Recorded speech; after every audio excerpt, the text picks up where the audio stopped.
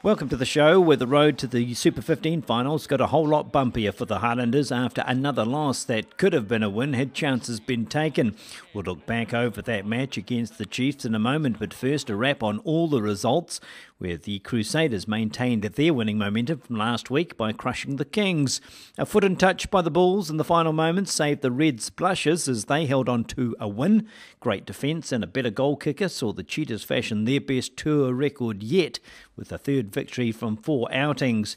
The unbeaten record of the Brumbies went out the window when a Stormers' intercept try sealed their fate, and the Sharks feasted on the Rebels, who showed no interest in defence, hence the 10 tries conceded. And the Blues found a way to lose from a position of strength, raising a question of mental fragility.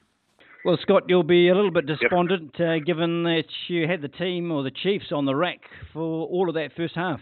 Oh, I don't know about disappointed, Tom. I thought the boys showed a hell of a lot of guts and ticker and put the Chiefs under a hell of a lot of pressure, actually. Pretty proud of that. Didn't quite finish those opportunities off that they created, though. No, absolutely, spot on. But in saying that, once again, we're creating and we're getting through and getting them behind. Chiefs are a very slick outfit in terms of their defence. And having a world-class coach like Wayne Smith organise them, they did very well to contain that. Quite often the ball was left a little bit unattended. We turned over some softish ball at times, didn't we?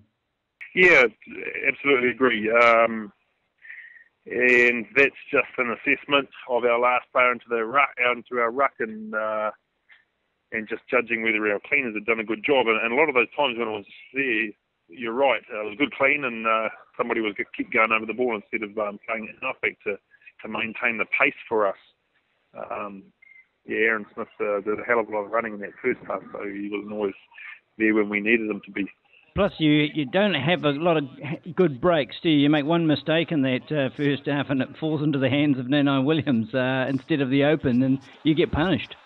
Yeah, we've done that a few times, Tom. A couple of times against the Cheetahs, and then a couple of times against the Chiefs in the first round, and you're absolutely right. Chiefs didn't really create a hell of a lot of scoring opportunities tonight. I thought our defence was really good. But yeah, just opportunities and moments like that, and it turns into 7 points. It's amazing how two teams of this quality couldn't score a try between you in the second half. The defences just were unrelenting. Well, that's, I guess, what I'm most proud of about. The guys just did not give in. The guy that came on added a lot of spark across the place, and they just kept working hard for each other. And, having 3 losses, it's very easy to hold it in a little bit, but this Highlanders side, they've got a lot of tick and a lot of guts about them. Very proud. There was a theory that you went out with a clear plan to run them off their feet, having had that travel back from South Africa. Was that indeed the plan? It was part of the plan, yeah. Yeah, it wasn't the be-all and end-all. We still wanted to play smart and create opportunities. But yeah, absolutely, it is difficult coming back from South Africa, so we wanted to play on that a bit. And do you think the sin bin slowed your momentum a little bit, because at that stage things were working quite well for you? Yeah, I do. Let's talk about some of the players who stood out. I thought another fantastic game from Ben Smith. I think he typifies the attitude that you've been speaking about. Oh, absolutely. And he's been doing that week in, week out. He gets us out of some very sticky situations. He's very good at reading that, and a hell of an athlete. And getting good help from Cade Polke. I know he's made a couple of good breaks, but there was some very fine defensive work from the wee fella. Yeah, Cade, he's worked very hard in the pre-season to get himself fit, and I thought in all the games he's played, he's just got better and better, and he's taking his opportunities, and he's making opportunities, and like you say, in the defence as well, he's making very good reads and being very physical, so he's doing okay. I was very impressed with Liam Coltman's run. Obviously, he's got some good game time there at hooker, and his urgency seemed to be exactly what you're looking for. Absolutely. Very athletic sort of a guy. I thought he brought good line speed in our defence. He was an absolute nuisance in the ruck time, and he beat the Chiefs' support there on a number of times. And he, like you say, he brought some real energy with that, and he also did well. I think we've got to have a special mention too for Chris King. 100 games, it's a lot of football in anyone's book, and I thought he looked like someone who's playing his 10th game. Yeah, well, what typified that for me, Tom, was when we came within inches of scoring, and his catch was a hard pass and his catch, and then to maintain the ball and get close to the line, yeah, absolutely, he just kept going, didn't he?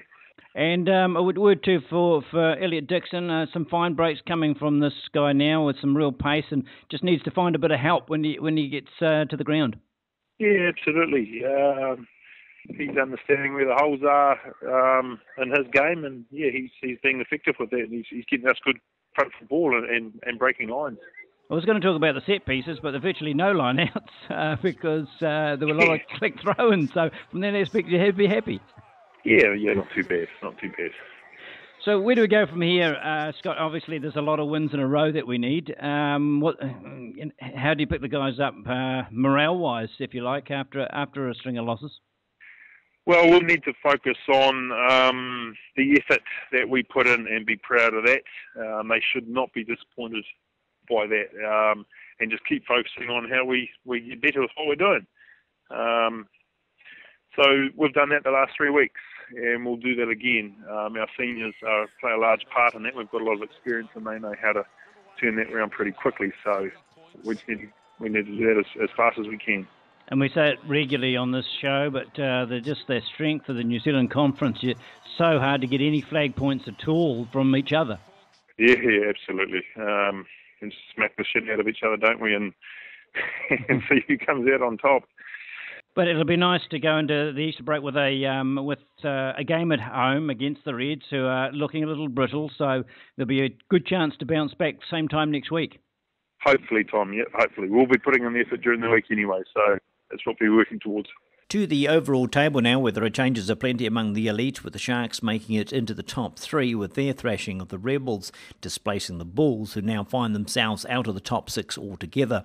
The Crusaders continue their relentless climb north, while the Blues are clinging on just to a playoff spot. So the Bulls now head the Chasers, and with the Cheetahs on the improve, spots 7, 8 and 9 all filled by teams from the Republic. The Hurricanes welcome the 4 points for the bye to sustain their challenge, and you have to feel a little sorry for the Highlanders, who languish at the bottom below teams that will surely prove inferior when the season wears on. The New Zealand Conference has the Chiefs still atop, but only now a bonus point win clear of the Crusaders, who now face a South African tour against quality opponents, so bridging that gap will be no mean feat. The Blues will be hurting after dropping points again from winning positions. In Oz, even the first loss for the Brumbies couldn't displace them from the number one position, but for the first time they come under pressure, with the Reds improving as expected once Key Wallabies returned from injury and suspension. Despite the Waratahs snatching a win, it wasn't convincing enough to suggest a threat in the long term. And in the Republic, things are somewhat tighter after the Cheetahs picked up so many points on the road as they got better, and the Bulls dropped points as they got worse. So much so, they have conceded the top spot to the Sharks, who scored 1 try in 3 weeks, then a bagful at the weekend, to remind all that this conference might be closer than many first thought.